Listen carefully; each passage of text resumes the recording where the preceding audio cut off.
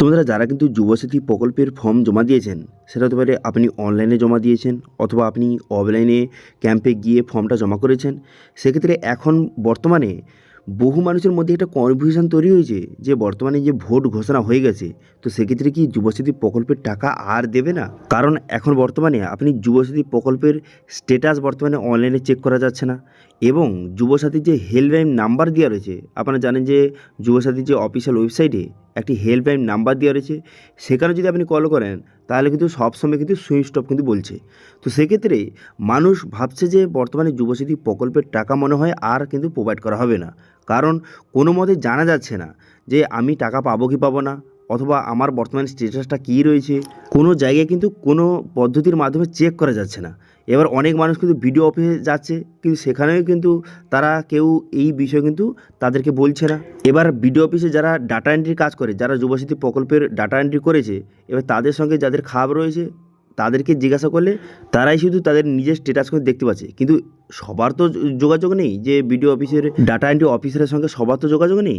তো সেক্ষেত্রে সবাই স্ট্যাটাসটা কীভাবে চেক করবে, অথবা কীভাবে সবাই বুঝতে পারবে যে টাকা পাবো কি পাবো না? এই বিষয়ে কিন্তু বহু মানুষের মধ্যে কনফিউশন কিন্তু রয়েছে। সবাই কবে থেকে অনলাইনে স্ট্যাটাস চেক করতে পারবে সেটা নিয়ে নতুন আপডেট এসেছে, সেটা আপনাদের জানিয়ে দেবো।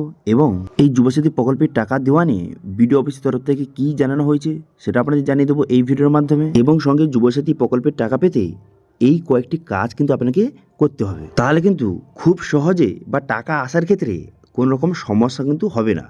তো সেই কাজগুলি কী কী সেটাও কিন্তু এই ভিডিওতে আপনাদের জানিয়ে দেবো। সেই জন্য ভিডিওটা প্রথম থেকে শেষ পর্যন্ত অবশ্যই দেখবেন মনোযোগ সহকারে, এবং আমাদের চ্যানেলে প্রথমবার ভিজিট করে থাকলে আমাদের চ্যানেলটিকে সাবস্ক্রাইব করে রাখুন এবং পাশে থেকে বেল আইকনটিকে অবশ্যই প্রেস করে রাখুন। তো চলুন আজকে ভিডিওটা শুরু করা যাক। দেখুন, একটি আর্টিকেল কিন্তু প্রকাশ করা হয়েছে। এবার এই আর্টিকেলে অনেকটা বড় আর্টিকেল রয়েছে। এবার আপনাদের একটি পার্ট কিন্তু দেখাচ্ছি। এখানে কিন্তু বলে দেওয়া হয়েছে যে প্রশাসনের তরফে জানানো হয়েছে যে পুরো প্রক্রিয়াটা নির্দিষ্ট নিয়মে কিন্তু চলবে। সব আবেদন যাচাই করে ধাপে ধাপে কিন্তু টাকা দেওয়া হচ্ছে, ফলে কিছুটা সময় লাগতে পারে, তবে যোগ্য আবেদনকারীদের কেউই শেষ পর্যন্ত বঞ্চিত হবে না বলে আশ্বাস দেওয়া হয়েছে। এই আর্টিকেলটা কিন্তু প্রকাশ করা হয়েছে। এবার এর মানে হচ্ছে যে টাকা দেওয়া কিন্তু বন্ধ কিন্তু হয়ে যায়নি। যারা ভাবছেন যে ভোট ঘোষণা হয়ে গেছে মানে টাকা দেওয়া বন্ধ হয়ে গেছে, এরকম কিন্তু নয়। ভোট ঘোষণা হওয়ার পর যে আধিকারিক রয়েছে, সে আধিকারিকরা কিন্তু একটু ব্যস্ত হয়ে পড়েছেন, কিন্তু একটা টিম কিন্তু আলাদা রয়েছে যারা কিন্তু এইসব বিষয়, এই যুবশক্তি প্রকল্প নিয়ে তারা কিন্তু কাজ কিন্তু করছে। ঠিক আছে, সেই জন্য চিন্তা করার কোনো রকম দরকার নেই। ধাপে ধাপে কিন্তু এই মার্চ মাস জুড়ে সবার অ্যাকাউন্টে কিন্তু টাকা কিন্তু ঢুকে যেতে পারে। আমাদের এখানেও একজন যে বিডিও অফিসের আধিকারিকের সঙ্গে আমিও কথা বলেছিলাম, তিনিও কিন্তু সেম কথা বললো যে বর্তমানে কিন্তু ধাপে ধাপে কিন্তু বর্তমানে কাজ চলছে, যে টাকা দেওয়া বন্ধ কিন্তু হয়ে যায়নি। এবং সঙ্গে কিছু রিপোর্টও নিয়ে জানা যাচ্ছে যে স্ট্যাটাস কিন্তু অনলাইনে চেক করা যাবে। সেটা কবে থেকে? সেটা হচ্ছে ভোট ঘোষণার পর থেকে। কারণ এখন ভোটের বিষয়ে বহু চাপ রয়েছে। এইসব চাপ কমপ্লিট হয়ে যাওয়ার পর স্ট্যাটাস কিন্তু সবাই অনলাইনে চেক করতে পারবে ভোটের পরে। কারণ তখন কিন্তু সবার যে ডাটা এন্ট্রিটা কাজ কমপ্লিট হয়ে যাবে, এবং তারপরে স্ট্যাটাস কিন্তু তারা অনলাইনে চেক করতে পারবে।